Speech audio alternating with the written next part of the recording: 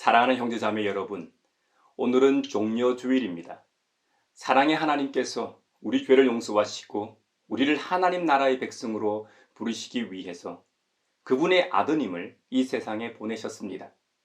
본디 우리가 받아야 할 고통을 대신 지신 주님의 십자가의 순환과 죽음을 묵상하는 고난주간이 오늘부터 시작됩니다. 그 옛날 이스라엘 백성들은 종려나무 가지를 흔들며 입성하시는 주님을 환영했습니다. 여기 모인 우리도 우리를 예배자로 부르신 주님 앞에 이제 우리의 마음과 뜻을 다하여 영과 진리로 주님을 찬양하며 예배합시다. 아멘. 사도신경으로 우리의 신앙을 고백합시다. 나는 전능하신 아버지 하나님, 천지의 창조주를 믿습니다. 나는 그의 유일하신 아들, 우리 주 예수 그리스도를 믿습니다.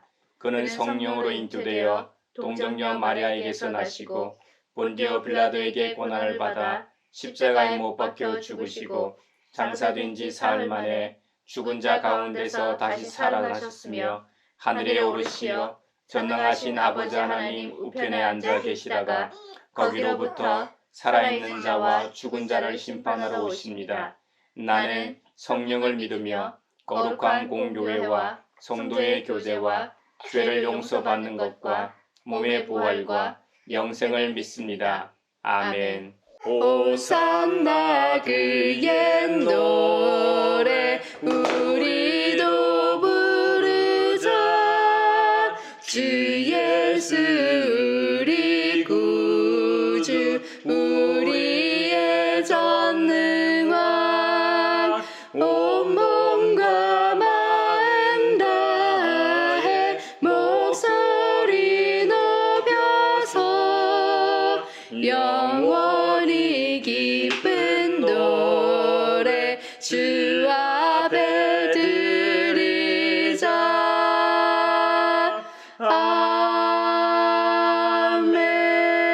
아멘. 주님, 나를 긍휼히 여겨 주십시오. 나는 고통을 받고 있습니다.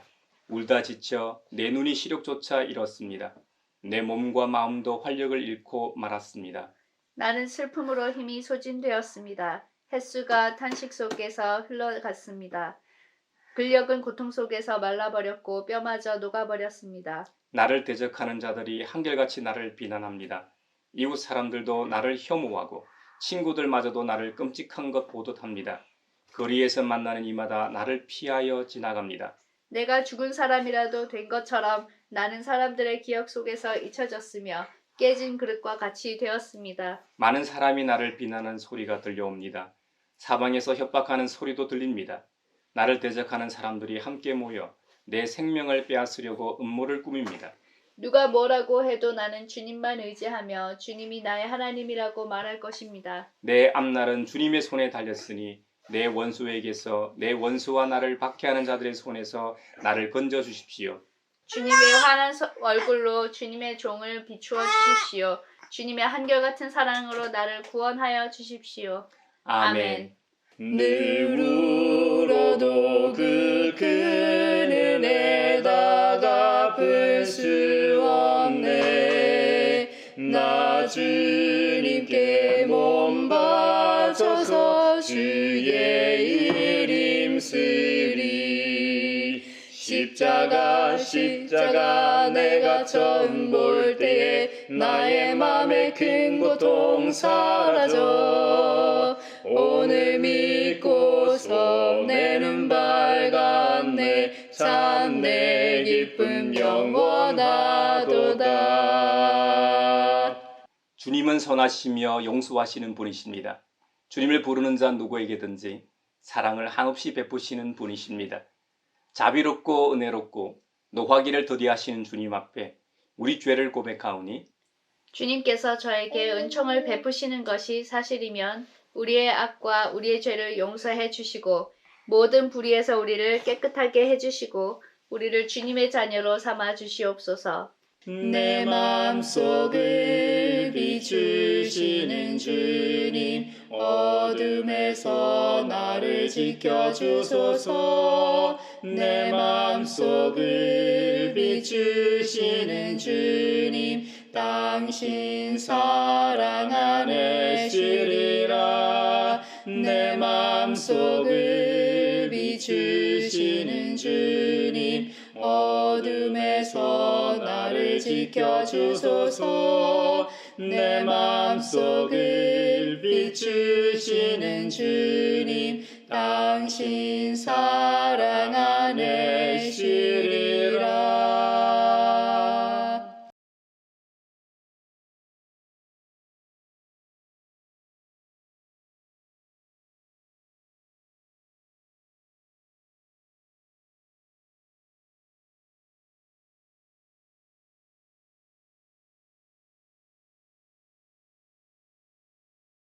우리가 받아야 할 고통을 대신 받고 우리가 겪어야 할 슬픔을 대신 겪으시고 우리 모두의 죄악을 지우시고 우리가 평화를 누리게 하신 주님께서 우리의 죄를 용서하셨음을 주님의 이름으로 선언합니다. 아멘. 죽으신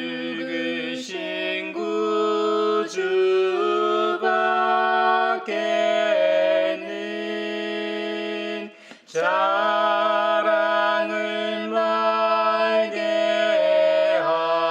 하소서. 보혈의 공로 힘입어 교만한 마음을 버리네. 아멘.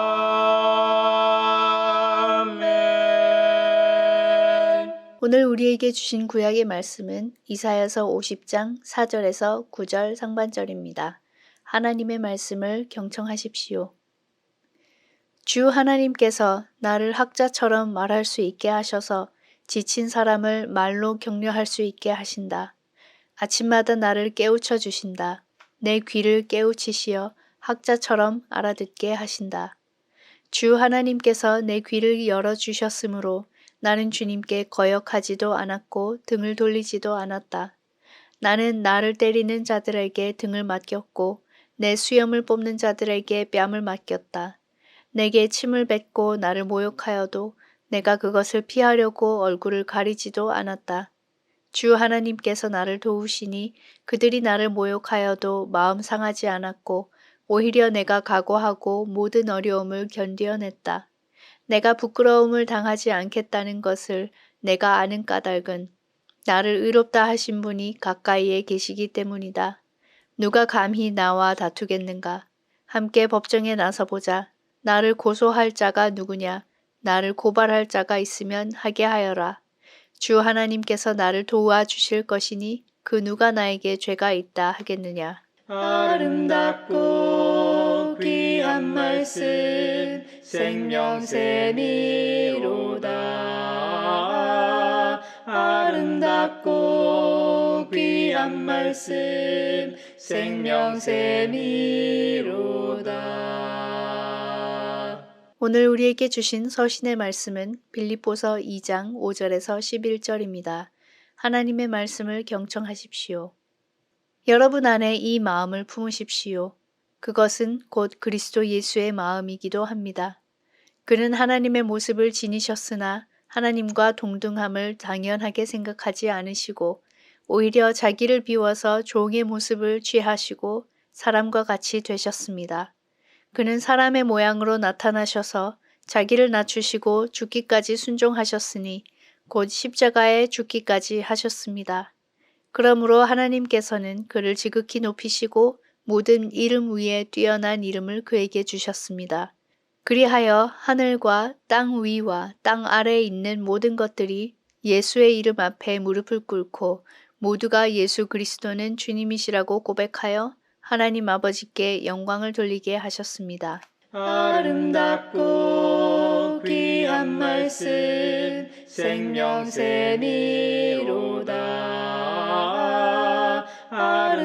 아름답고 귀한 말씀 생명샘이로다. 오늘 우리에게 주시는 복음의 말씀은 마태복음서 26장 36절로 46절입니다. 주님의 말씀을 경청하십시오. 그때에 예수께서 제자들과 함께 게세마네라고 하는 곳에 가서 그들에게 말씀하셨다. 내가 저기 가서 기도하는 동안에 너희는 여기 앉아 있어라. 그리고 베드로와 세베대의 두 아들을 데리고 가서 근심하며 괴로워하기 시작하셨다. 그때 예수께서 그들에게 말씀하셨다. 내 마음이 괴로워 죽을 지경이다. 너희는 여기에 머무르며 나와 함께 깨어 있어라. 예수께서는 조금 더 나아가서 얼굴을 땅에 대고 엎드려서 기도하셨다. 나의 아버지, 하실 수만 있으시면 이 잔을 내게서 지나가게 해 주십시오.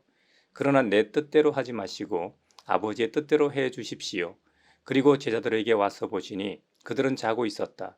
그래서 베드로에게 말씀하셨다. 이렇게 너희는 1시간도 나와 함께 깨어 있을 수 없느냐? 시험에 빠지지 않도록 깨어서 기도하여라. 마음은 원하지만 육신이 약하구나. 예수께서 다시 두 번째로 가서 기도하셨다.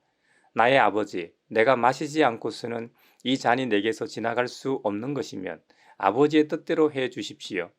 예수께서 다시 와서 보시니 그들은 자고 있었다.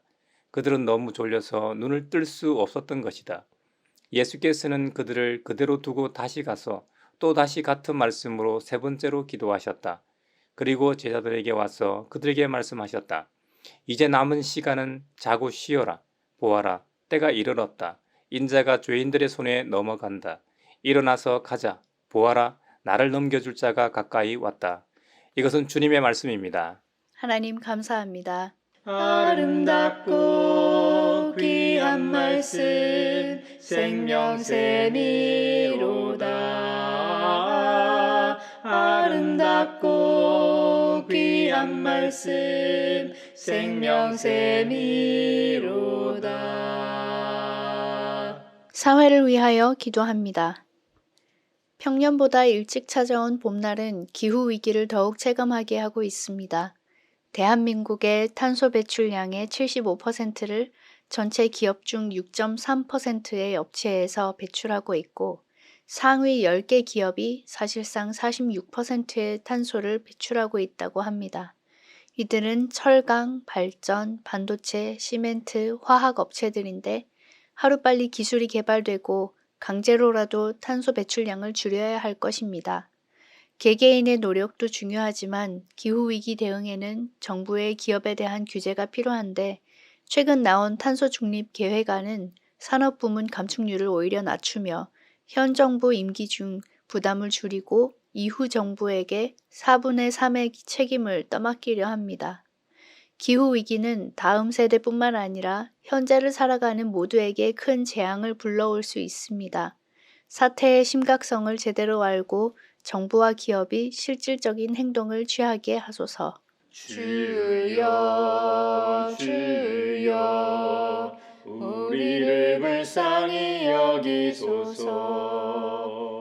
그리스도여 그리스도여 우리를 불쌍히 여기소서. 주여 주여 우리를 불쌍히 여기소서. 교회를 위하여 기도합니다. 오늘은 주님께서 십자가의 길로 가시기 위해 예루살렘으로 입성하신 종려 주일입니다. 교회는 오늘부터 시작하여 고난주간을 보내게 됩니다.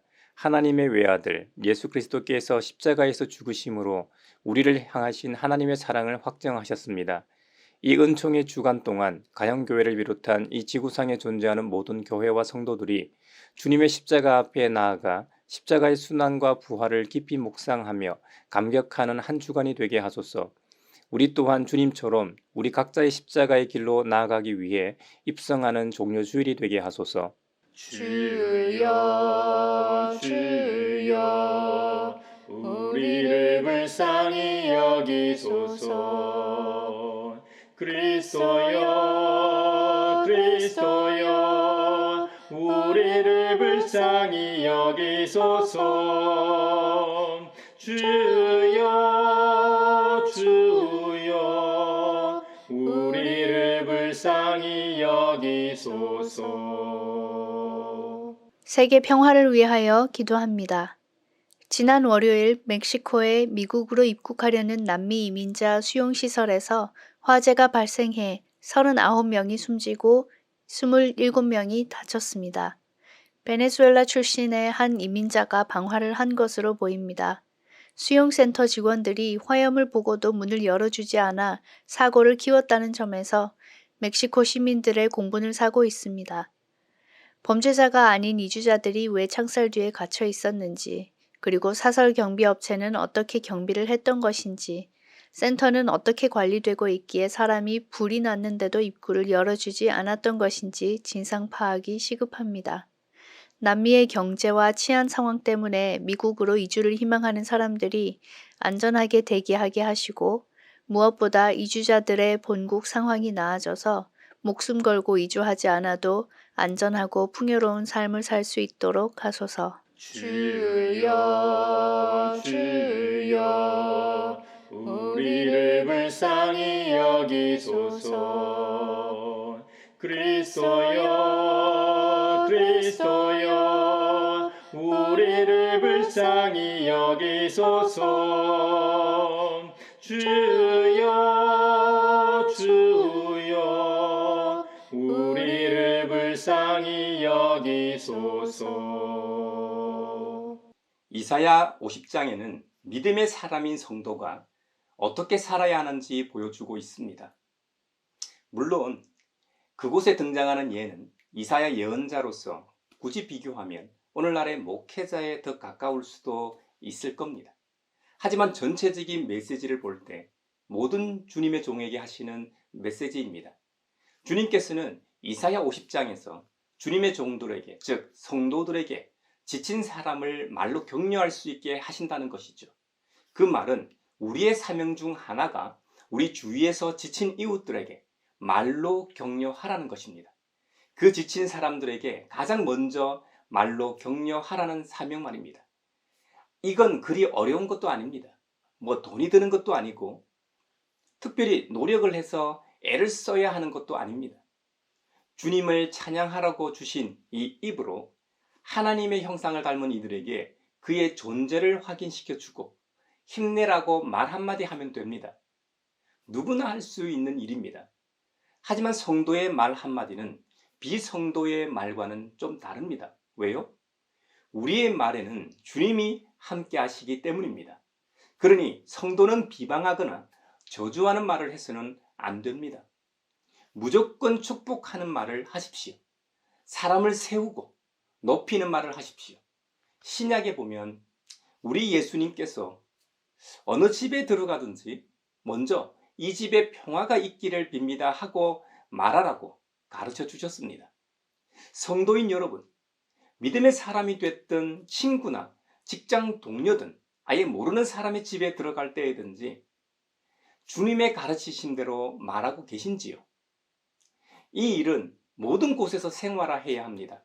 밥 한 끼 먹으러 들어가는 식당이든 옷이나 물건을 사러 들어가는 백화점이나 쇼핑몰에 들어갈 때도 그곳에 평화가 깃들길 기원하십시오.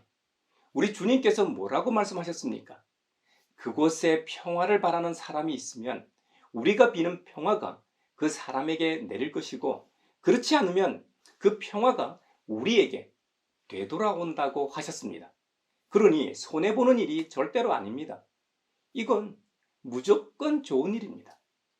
우리가 빈 복이 다 우리에게 온다고 한번 생각해 보십시오. 이건 완전 수지 맞는 일입니다.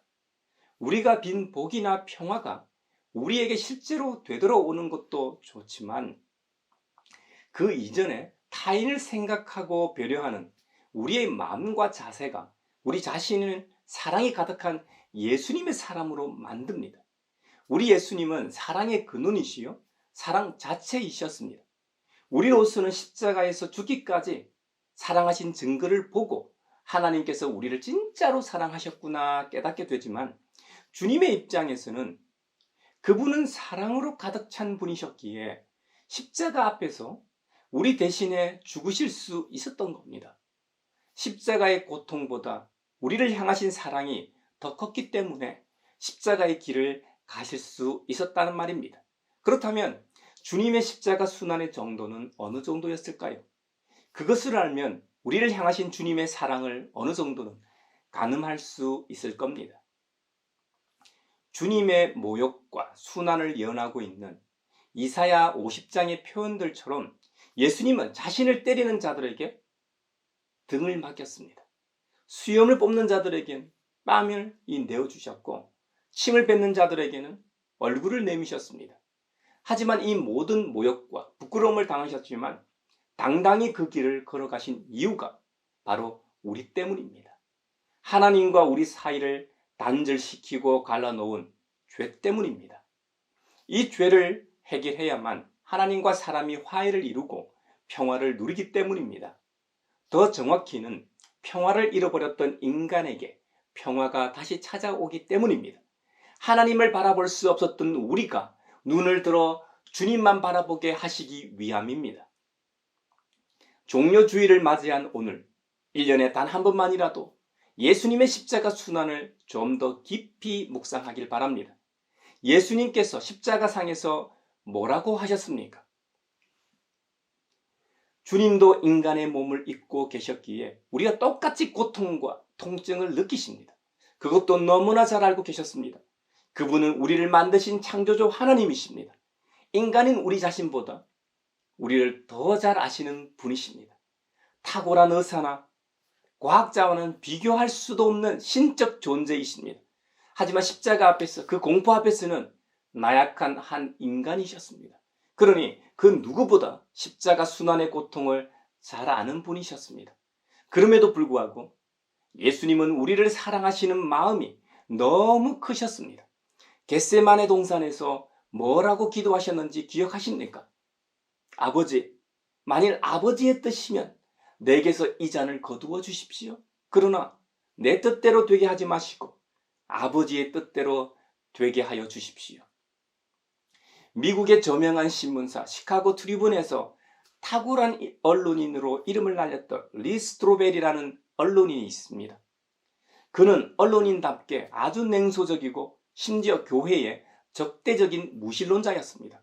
그랬던 그가 아내를 따라 교회를 나오게 되면서 내가 믿는 예수님이나 십자가 사건과 부활이 진짜일까 하는 의문을 품습니다. 그래서 최고의 전문가들을 찾아다니며 이 일들이 역사적으로 가능한 일인지 탐구하게 됩니다. 예수의 전기인 성경의 기록들은 신뢰할 만한 것인지, 하나님이라 자처하는 예수의 정체는 무엇인지, 무엇보다 그리스도교에서의 핵심인 예수의 죽음과 부활은 속임수가 아니고 진짜인지 등을 다룬 책 예수 사건을 집필하게 됩니다. 이 책은 최고의 전문가들과의 인터뷰 내용을 담고 있습니다. 다음에 기회가 되시면 꼭 읽어보시길 추천합니다. 앞서 예수님께서는 우리를 창조하신 분으로서 인간의 몸을 입고 계셨기 때문에 우리보다 더 육체적 고통이나 아픔을 잘 알고 계신다고 했습니다.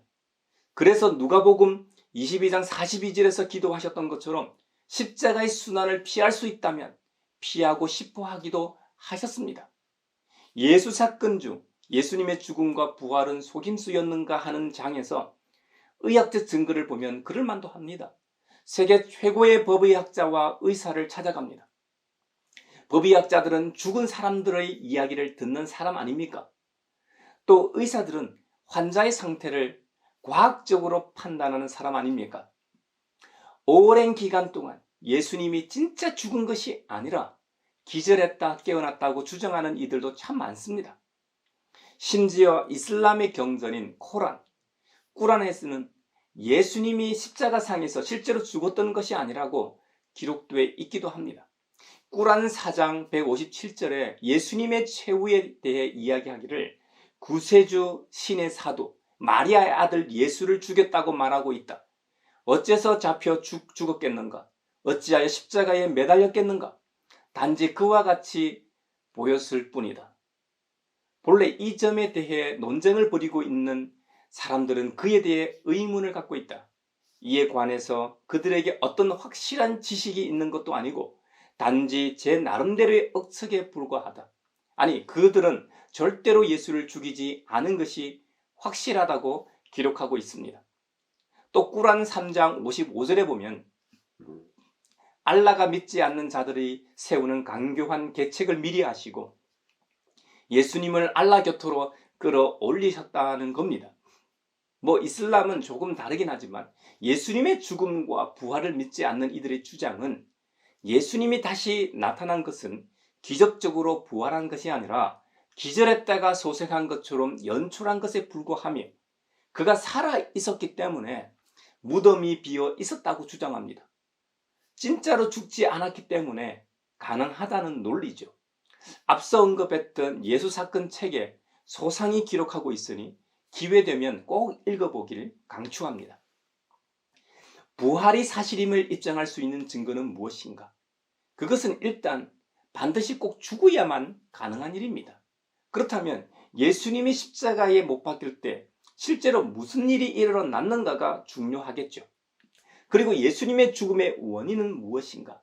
직접 사인이 중요합니다. 예수님께서 십자가에 달리시기 전에 겪었던 고통을 한번 생각해 봅시다. 예수님은 십자가 사건 전날 밤 겟세마네 동산에서 핏방울을 흘릴 정도로 기도했다고 성경은 기록합니다. 이것을 의학적으로는 헤마토하이드로시스 혹은 헤마티드로시스, 즉 혈안증이라고 합니다. 땀구멍에서 붉은 피가 나오는 증상이죠. 인간의 몸을 입고 계셨지만 예수님은 참 하나님이셨기 때문에 내일 벌어질 일을 너무나 잘 알고 계셨습니다. 그 말은 엄청난 심리적 스트레스를 받고 있었다는 말입니다. 흔히 일어나는 일은 아니지만 의학적으로 정신적 스트레스를 아주 심하게 받을 때 일어날 수 있는 일이라고 합니다. 사람이 심하게 고민하면 땀샘에 있는 이 못의 혈관을 파괴하는 화학 성분이 몸에서 나온다고 합니다. 그 결과로 땀샘으로 소량의 피가 들어오게 되고 땀을 흘릴 때 소량의 피가 섞여서 나오는 현상임을 의학적으로 설명이 가능합니다. 혈안증으로 피부가 매우 민감한 상태에서 다음날 예수님은 로마 군인들에 의해 이 태형을 받았습니다. 로마의 태형은 아주 잔인한 형벌로 알려져 있습니다. 채찍은 보통 가죽 소재로 39개의 가닥으로 이루어져 있고 그 따은 가닥 안에는 쇠구슬이나 날카로운 뼈 조각이 박혀 있었다고 고고학적 고증이 있습니다. 이런 무시무시한 채찍으로 한번 때린다고 상상해 보십시오. 안 그래도 혈안증으로 예민해져 있는 이 피부인데 거기다 그 채찍을 휘두르면 피부가 다 찢겨 나갈 겁니다. 남아나지 않습니다. 로마의 태형을 연구했던 의사의 말에 의하면 피부 밑에 있는 골lik격 이 근육까지 찢겨진 살은 피범벅이 된 채로 리본처럼 이 덜렁덜렁 매달려 있게 된다는 겁니다. 심한 경우에는 척추의 일부가 드러나기까지 했다고 합니다. 실제로 3세기 역사가 유세비우스의 기록에 의하면 태형을 당하는 사람의 정맥이 밖으로 드러났고 근육, 근골, 그리고 창자의 일부가 노출되었다고 증언하고 있습니다. 이런 상황이 되면 저혈량성 쇼크, 즉 하이포볼레믹 쇼크 상태에 빠진다는 겁니다. 저혈량성 쇼크 상태에 빠지면 4가지 증상이 나타난다고 합니다. 첫째로 심장이 더 이상 피를 퍼올리지 않습니다. 둘째로 혈압이 떨어지게 되고 정신이 몽롱해지고 기절하게 된다는 겁니다.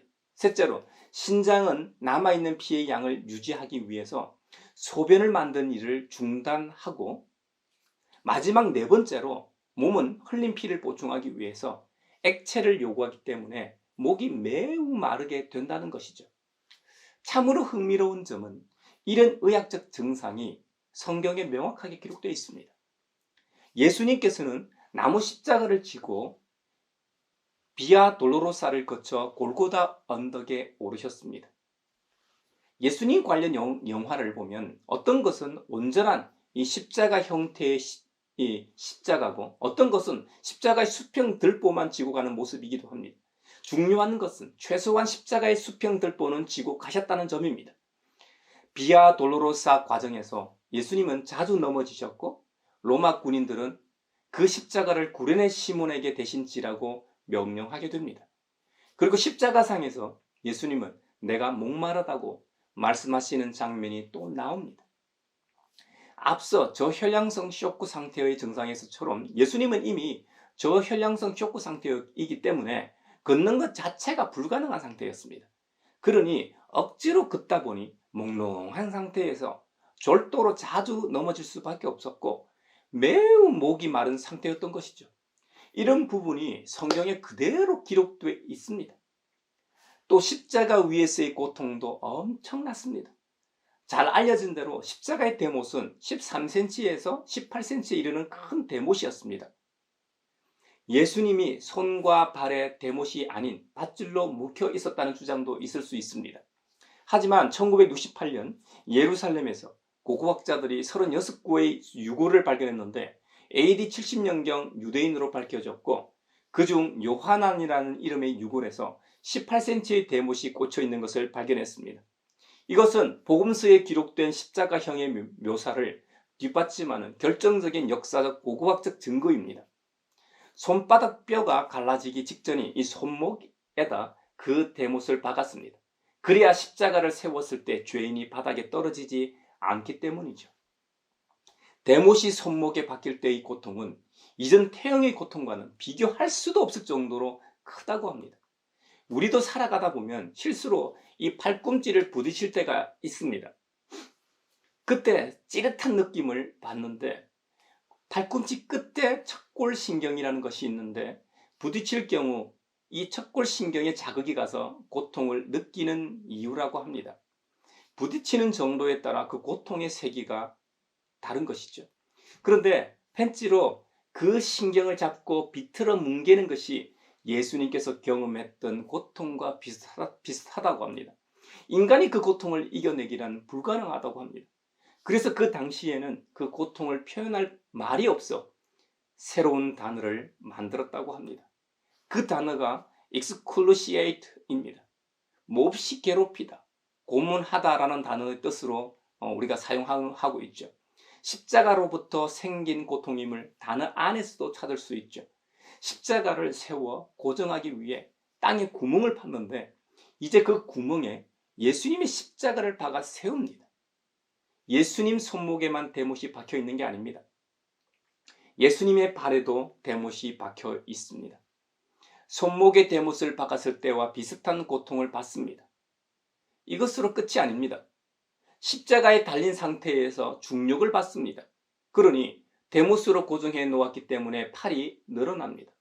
의학적으로는 아마도 15cm 정도 늘어났을 거로 봅니다. 양쪽 어깨는 탈골됩니다. 이것은 시편 22편에 예언된 내 모든 뼈는 어그러졌다는 내용 그대로입니다. 이것으로 끝이 아닙니다. 십자가형은 죄수를 빨리 죽이는 형벌이 아닙니다. 수직으로 매달리게 되면 질식하면서 서서히 고통스럽게 죽게 됩니다. 결국 질식사했다는 말이 됩니다. 근육에 충격이 가해지면서 이 횡격막이 숨을 들이쉬는 상태로 만들어 놓는다는 겁니다. 숨을 내쉬기 위해서는 십자가 위에서 발을 세워야 합니다. 그래야 근육이 잠시 동안 이완될 수 있기 때문이죠. 그러나 그렇게 하면 발에 박혀있는 이 못이 점점 깊이 찌르게 됩니다. 이런 과정을 죽을 때까지 반복하다 결국 심장마비로 숨이 멎는 것이죠. 이것으로 확실히 죽을 수밖에 없는데 로마 군인들은 확인 사살하기 위해 예수님의 이 오른쪽 옆구리를 창으로 찔러서 사망을 확인했습니다. 십자가형이 고고학적으로 사실인데 만약 예수님이 진짜 죽은 것이 아니라면 못이 박혀서 구멍이 뚫린 발로 어떻게 걸을 수 있겠습니까? 저혈량성 쇼크 상태로 몽롱하고 기절하기 일쑤인데 어떻게 걸어 다닐 수 있겠습니까? 이미 탈골되어 버린 이 팔을 어떻게 사용했을까요? 등에 난 심한 상처가 있었고 창이 그의 허리를 찔렀는데 그것은 또 어떻게 봉합하고 구멍난 심장은 또 어떻게 해결하고 살아남을 수 있었을까요? 의학이 고도로 발달한 오늘날에도 이런 경우에는 살아날 수가 없습니다. 죽었다가 살아난다고 해도 몇 번이나 더 죽었을 만큼의 고통과 순환입니다. 예수님은 십자가 순환 직전에 마지막으로 하신 일이 겟세마네 동산에서 기도하신 일입니다. 기도하신 후 잡혀가셨고 그 이후로 바로 십자가형에 처해지셨습니다. 주님의 기도 내용 중에는 나의 아버지 하실 수만 있으시면 이 잔을 내게서 지나가게 해주십시오 간청하기도 하셨습니다. 하지만 내 뜻대로 하지 마시고 아버지의 뜻대로 해 주십시오 간구하신 분이 바로 우리 주님이십니다. 항상 기도의 삶을 보이신 예수님께서는 사랑하시는 제자들에게도 당부하시길 시험에 빠지지 않도록 깨어서 기도하라고 하셨습니다. 마음은 원하지만 육신이 약하여 못하는 경우도 있다고 하셨습니다. 그 말은 마음으로 작정하지만 육신적인 일로 환경이나 여건으로 인해 못하기도 한다는 것이죠. 그러니 언제 어디서든 예배하는 자로 기도하는 자로 바로 서려면 기도하는 습관이 되면 됩니다. 찬양하는 것이 삶이 되면 됩니다. 그러면 우리도 사도 바울처럼 됩니다. 바울이 복음 전하다 감옥에 갇혔을 때 어떻게 했습니까? 불평불만하고 원망하지 않고 감사하며 감옥에서 찬양하고 기도할 수 있었던 이유가 주님처럼 기도하는 것이 습관이었기 때문입니다. 우리에게 이런 좋은 습관이 생기길 바랍니다. 하지만 기도하는 좋은 습관이 생기기는 어렵습니다. 우리 안에 그리스도 예수의 마음을 품을 때만 가능합니다. 그리고 주님의 마음이 우리 안에 있을 때 기도 훈련을 하게 되고 그것이 습관이 됩니다. 교회 안에는 그리스도 예수님의 마음을 품었는지 의문이 들지만 아무튼 기도를 정말 열심히 하는 분들도 있습니다. 새벽 기도에 빠지면 죽는 줄 아는 분들도 적지 않습니다. 비록 그분들이 하나님의 나라와 의를 위해 기도하는 것보다 자신의 문제를 주로 기도한다고 해도 안 하는 분들보다는 낫습니다. 그 소원하는 바가 응답돼 자랑한다 할지라도 기도 안 하는 것보다는 낫습니다. 기도의 질이라고 할까요? 고상함이라고 할까요? 그것은 기도를 들으시는 하나님 아버지께서 판단하실 일입니다. 어찌됐든 우리는 믿음의 선배들처럼 기도하는 습관을 가지는 것이 중요함을 기억합시다. 예수님의 마음을 품는다는 것은 예수님처럼 생각하고 말하고 행동한다는 것이지요. 예수님께서 십자가 순환 직전에 기도하셨다면 우리도 기도하는 사람이 된다는 의미입니다. 원망할 순간에 원망하지 않고 소망을 품으며 감사하며 하나님께 영광을 돌리게 됩니다. 이것이 성도의 삶이라는 것을 우리 주님 예수님께서 친히 보여주셨고 스데반 집사님도 그렇게 보여주셨습니다. 그리스도의 겸손을 배울 때만 그리스도의 길을 걸어갈 수 있습니다. 아니면 우리가 제 아무리 교회 다니고 직분을 맡고 봉사생활을 열심히 한다고 해도 시험거리나 순환이 닥치면 100% 넘어집니다. 우리 힘으로는 믿음의 선배들처럼 살아가기 어렵습니다. 오직 예수님께서 우리에게 보내신 보혜사 성령님의 도움을 힘입어 믿음으로 살아갈 때 가능하게 됩니다. 이것이 하나님께서 우리와 함께 하신다는 증거입니다. 빌립보서 2장에 보면 그리스도의 겸손을 볼 수 있습니다. 하나님이신 예수님께서 인간의 모습으로 이 땅에 오셔서 사람과 같이 되셨습니다. 그리고 죽기까지 순종하셨습니다. 십자가에 죽기까지 우리를 사랑하셨습니다. 이것이 우리 예수님의 겸손입니다. 빌립보서 2장에서는 예수 그리스도는 주님이시라고 고백하는 것이 하나님 아버지께 영광이 된다고 했습니다. 우리가 직접적으로 주님의 이름을 높이며 찬양하는 것도 영광이 되지만 무엇보다도 예수님이 우리의 주님이시라고 고백하는 것이 하나님께 영광이 된다는 사실입니다. 하나님 아버지께서 그 외아들 예수님을 우리의 주님으로 이 땅에 보내셨기 때문입니다. 그분을 믿는 일이 하나님께 가장 큰 영광이 된다는 말이 이해가 갑니다. 이 영상을 보시는 여러분에게 있어 예수 그리스도는 진짜 주님이십니까? 여러분의 삶 가운데 예수님이 주인으로 자리하고 계십니까? 아니면 교회당에서 예배 드릴 때만 주님으로 인정하고 있지는 않는지요? 여러분의 가정에서, 직장에서, 학교에서, 이 사회에서 살아갈 때도 예수님이 여러분의 주인이십니까? 그렇다면 여러분은 진정한 예배자입니다. 여러분의 삶을 통해 살아계신 하나님을 예배하는 참 예배자입니다.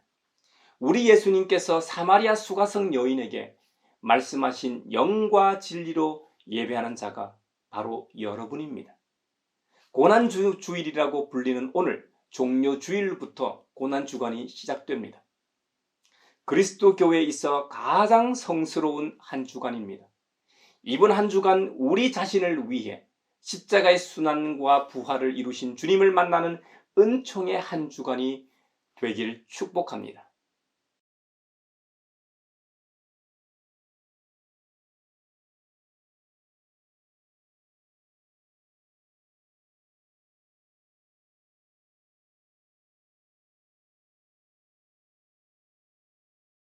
내게 있는 모든 것을 주를 위해 드리네. 주의 성령 충만하게 내게 내려주소서. 주께 드리네. 주께 드리네.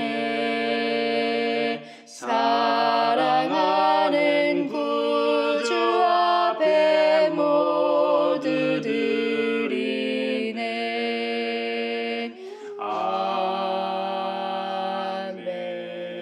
아멘.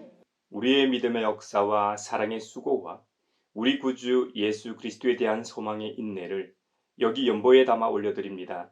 주님께서 말씀하신 대로 인색함으로나 억지로 하지 않고 거룩한 하나님의 영이 내주하심으로 생명과 평화를 생각하며 주 예수 그리스도만 바라보는 복음의 군대로 살게 하심에 감사하여 각각 그 마음에 정한 대로 즐거운 마음으로 바치오니 향기로운 예물이 되게 하소서. 은혜의 주님, 우리의 정성을 어여삐 여기시어 주님께서 베푸신 은혜에 비하면 보잘것없지만 말씀하신 대로 미리 구별하여 드리오니 기쁘게 받으시옵소서. 우리의 가진 것이 비록 적어도 바치는 기쁨은 더 커지고 비록 버는 것이 적어도 나누는 즐거움은 더욱 넘쳐 우리 믿음의 소문이 각처에 퍼지게 하소서. 우리 주님 예수 그리스도의 이름으로 감사하며 기도하옵나이다. 아멘. 구원자 주 예수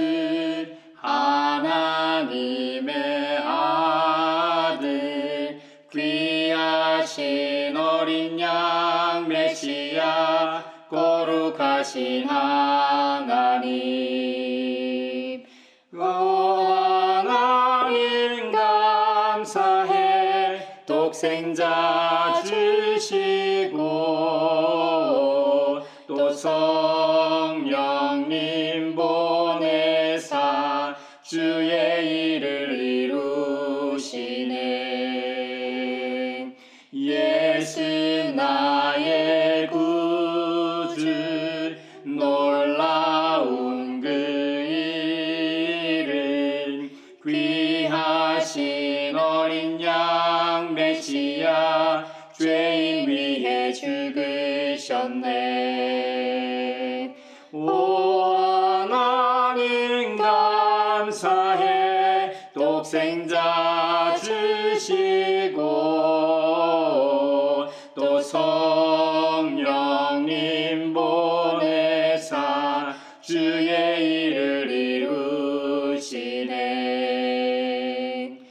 영광 중에 설 때 주 얼굴 배웠고 왕 되신 주 그곳에서 영원토록 섬기리. 오 하나님 감사해 독생자 주시고